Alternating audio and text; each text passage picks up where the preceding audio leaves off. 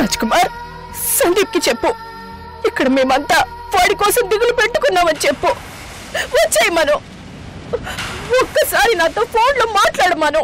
ధన్య, నేను ముందే చెప్పాను సందీప్ మీద జాలి చూపించొద్దని. I hate him.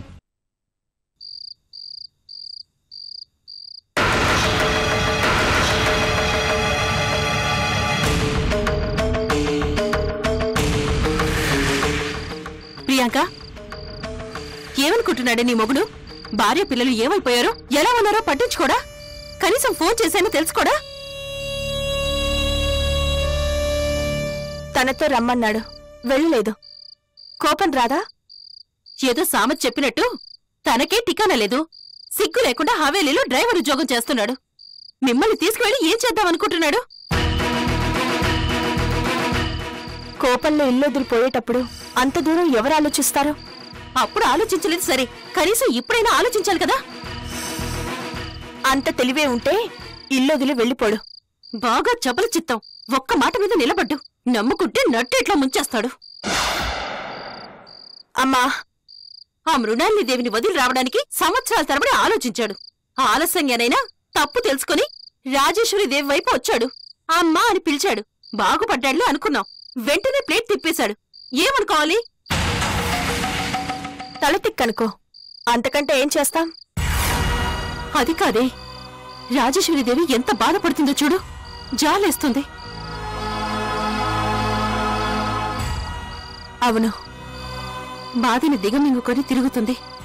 ఏ క్షణాన అడ్డం పడుతుందోనని భయంగా ఉంది.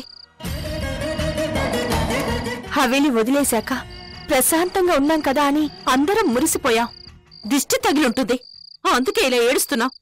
అవును, ఇంతకీ రూపు ఎక్కడుంది? కనబడ్డం లేదు. అక్క కూడా ఈ టెన్షన్ తట్టుకోలేకపోతోంది. అత్తయ్య బాధ చూడలేకపోతోంది.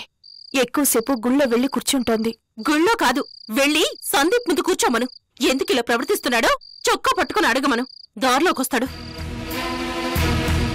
అలాంటి రోజు కూడా వస్తుందేమో, చూద్దాం. ప్రియాంక,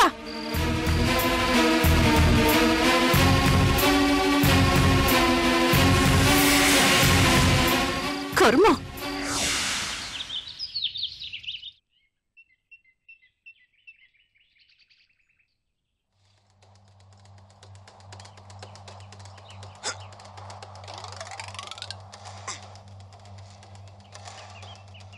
లుక్ మిస్టర్ పట్టాభి, ఏదైనా డెసిషన్ తీసుకునే ముందు 100 రకాలుగా ఆలోచిస్తాను. ఒకసారి డెసిషన్ తీసుకున్నాక అది మంచా చెడా అన్నది ఇంకా ఆలోచించను. డెసిషన్ నుండి వెనక్కి తగ్గను. That is Mrinalini.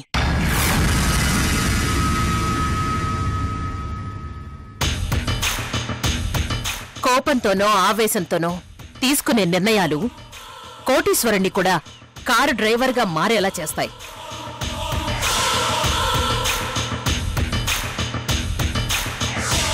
ఉన్నది పోగొట్టుకోవడం చాలా తేలిక. పోగొట్టుకున్నది తిరిగి సంపాదించుకోవడానికి మళ్లీ జీవితకాలం పడుతుంది.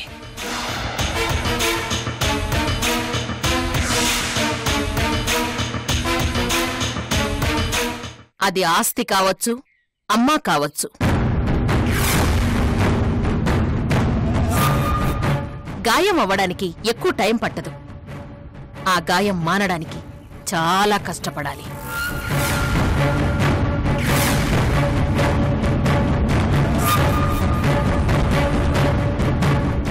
ఐఎమ్ సారీ మిస్టర్ పటాబి, తెలియకుండా మైండ్ ఎక్కడికో వెళ్ళిపోయింది.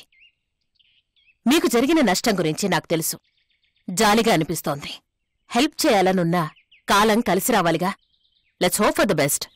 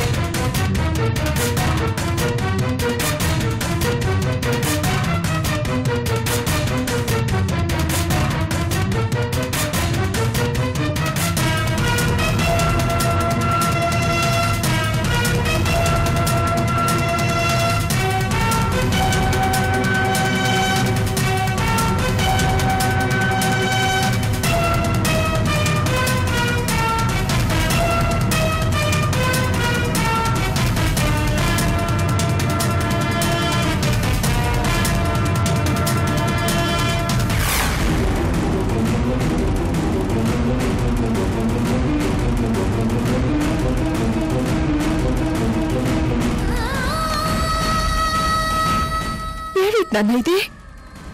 ఏమిట్రా నీకు కర్మ? హవేలీలో పని మనిషిగా ఉండడానికి కూడా పనికిరాని వాళ్ళు ఆస్తిని అనుభవిస్తుంటే అసలైన వారసుడివి నీకు ఈ డ్రైవర్ ఉద్యోగం ఏంట్రా?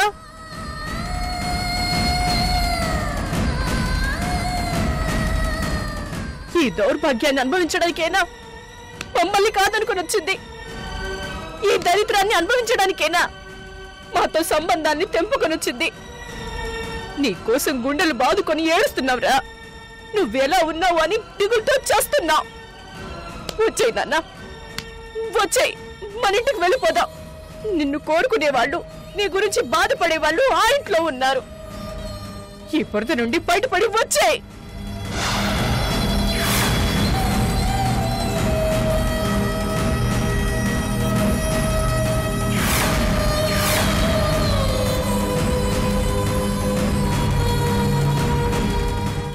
చినరాజు ఎవరేంటి ఇలా ఇరుక్కుపోయారు?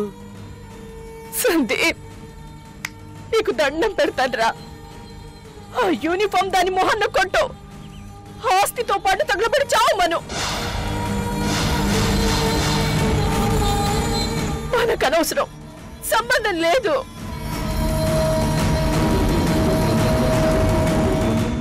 మన ప్రేమలు, మన ఆపేక్షలు 1000 కోట్ల ఆస్తికి సరిపోవునన్నా. రానన్నా, రా, మనం వెళ్ళిపోదాం. ఇక్కడ ఒక క్షణం కూడా ఉండడానికి వీల్లేదు.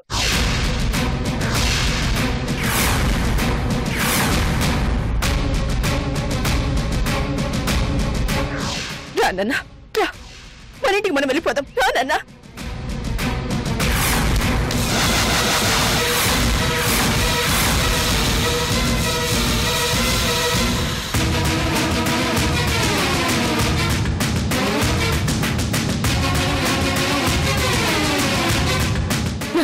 సందీప్,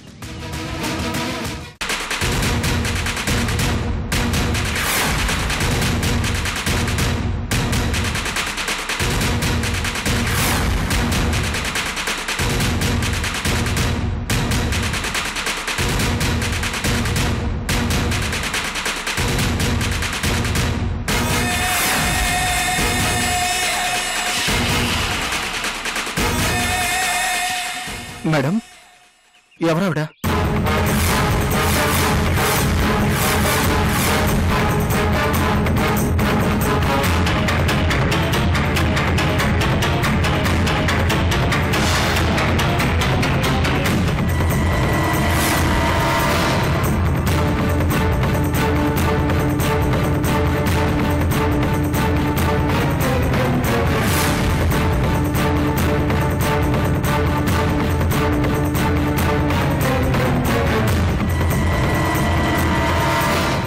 ఆవిడెవరో నీకు తెలీదా?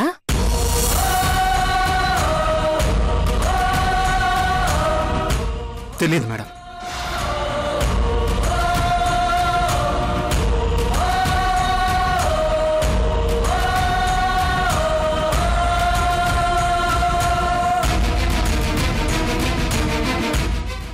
ఆవిడికి నీకు సంబంధం లేదా? లేదు మేడం.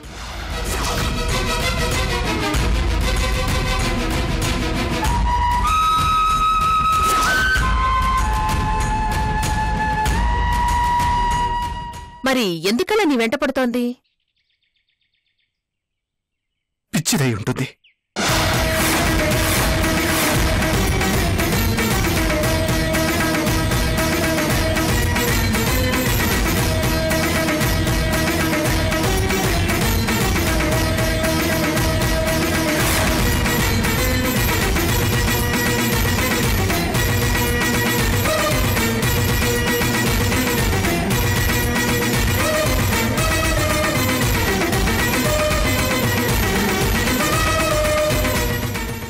బండోడా, మేడం విన్నావా? పిచ్చిదంట.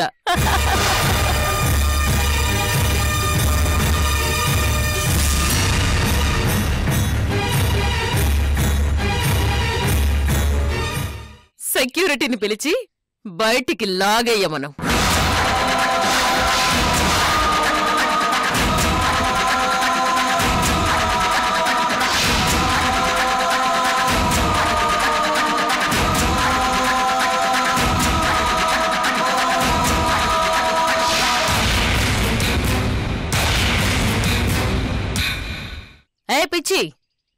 మర్యాదగా వెళతావా మెడబట్టి గెంటించమంటావా?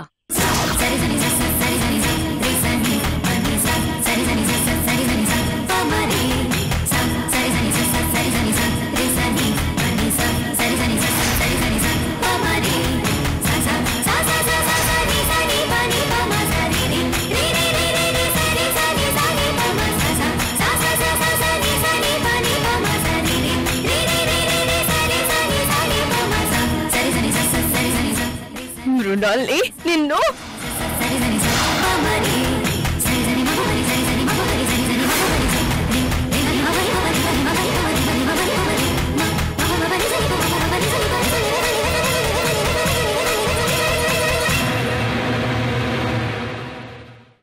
ఏమన్నారు చిన్నరాజావారు? పిచ్చిదాన్నా? నేను పిచ్చిదాన్నా?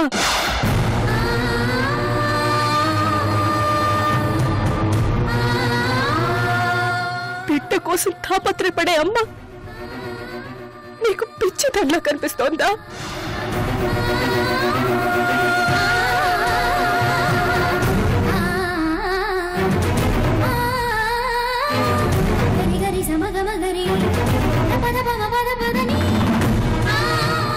బిడ్డ దూరమయ్యాడని తిండి నిద్ర మానేసి కుమిలి కుమిలి ఏడుస్తున్న అమ్మ పిచ్చిదాన్లా కనిపిస్తోందా?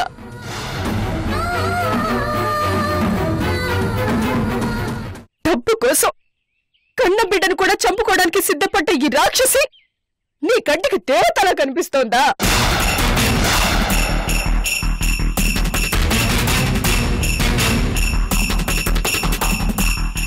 రాజేశ్వరి! కన్న కొడుకుని యూనిఫామ్ వేయించి డ్రైవర్ ఉద్యోగం చేయించుకుంటున్న ఈ రాక్షసి పక్కన సిగ్గు లేకుండా చేతులు కట్టుకుని నిలబడతా? రాజేశ్వరి! మేడం చూడండి, మీరెవరో కానీ మాటలు జాగ్రత్తగా రానివ్వండి.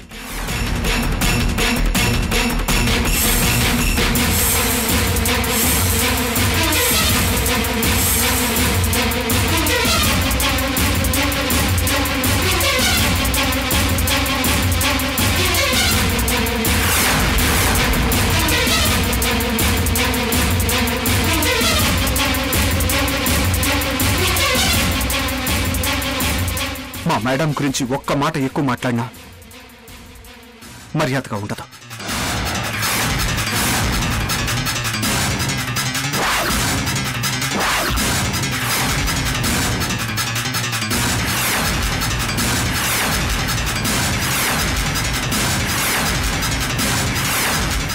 మా పర్సనల్ విషయాల్లో జోక్యం చేసుకోవద్దు.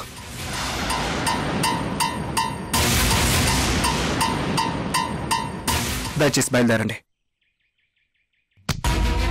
నేనెవరో నీకు తెలియదా? మీ నాన్నగారిని అడిగిరా చెబుతారు. సర్గిటూ ప్రాసెస్ లో హవేలికి వారసుడు కావాల్సిందే అంటూ మీ నాన్నగారిని ఒప్పించడానికి ప్రాణత్యాగాన్ని కూడా సిద్ధపడ్డాను. ఈ రాక్షసి ఆకృత్యాల్ని ఓపిగ్గా భరించాను, చచ్చి బతికాను. నీకోసం రా, నీకోసం. అలాంటి నన్ను మీరెవరు అంటూ అడుగుతున్నావా? పిచ్చిది అంటూ బిరిగిస్తున్నావా? బాగుందిరా, చాలా బాగుంది. సంతోషంతో కడుపు నిండిపోయింది.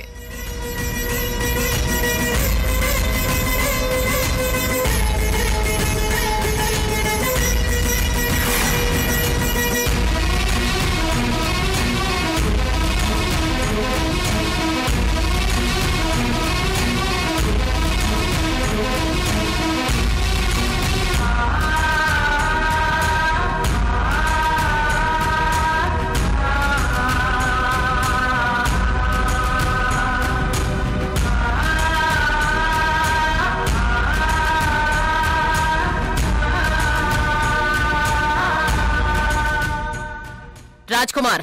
మేడం, హవేలి ముందు కూర్చొని ఏడుపులేంటి దరిద్రంగా? ఇంటికెళ్ళి మొగుడి ఒళ్ళో తల పెట్టుకుని తీరిగ్గా ఏడవమని చెప్పు.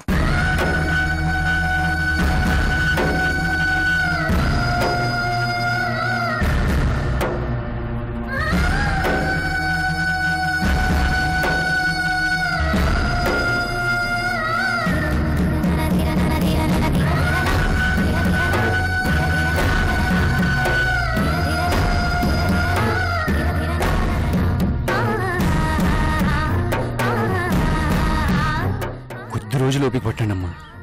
ఈ ఆస్తి నా చేతికొస్తుంది. వెండి పళ్ళెంలో పెట్టి మీకు అందిస్తాను. మృణాలు నీకు బుద్ధొచ్చేలా చేస్తాను.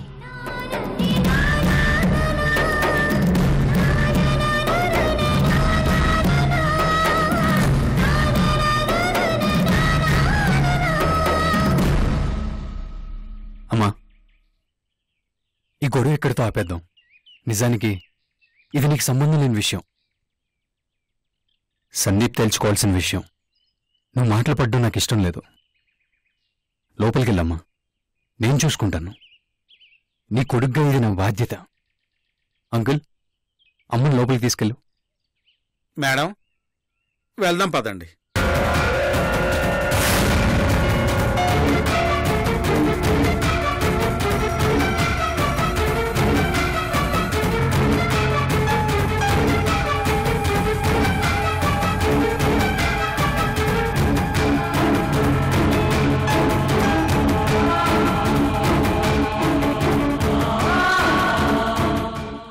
మీ పరిస్థితి చూస్తుంటే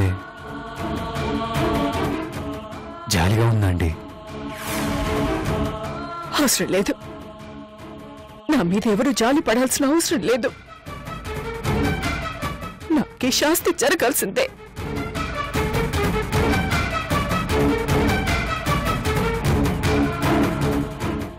మీరు చాలా అమాయకురాలు. ఎవరినైనా తొందరగా నమ్మేస్తారు. అందుకే మీకు ఈ కన్నీళ్ళు.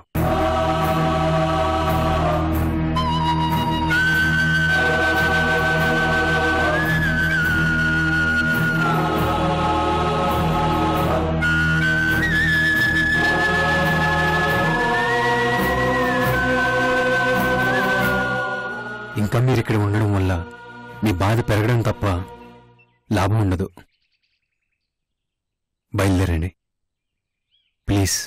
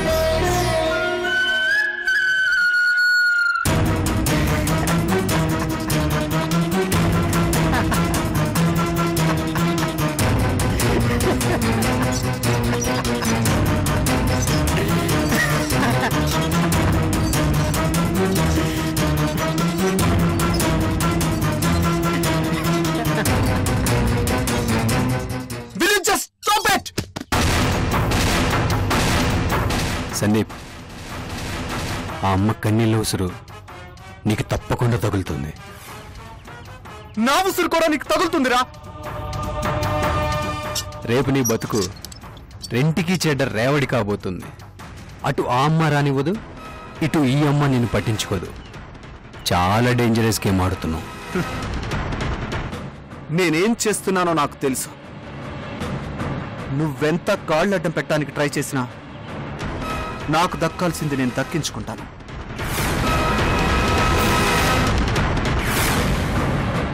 నా గురించి బాధపడటం మానే బ్రదర్.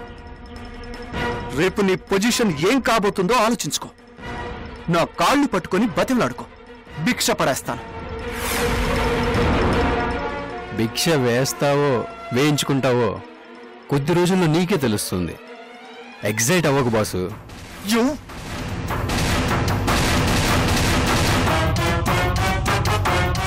వెళ్ళి కార్ క్లీన్ చేసుకో. అదే నీ పర్మనెంట్ జాబ్.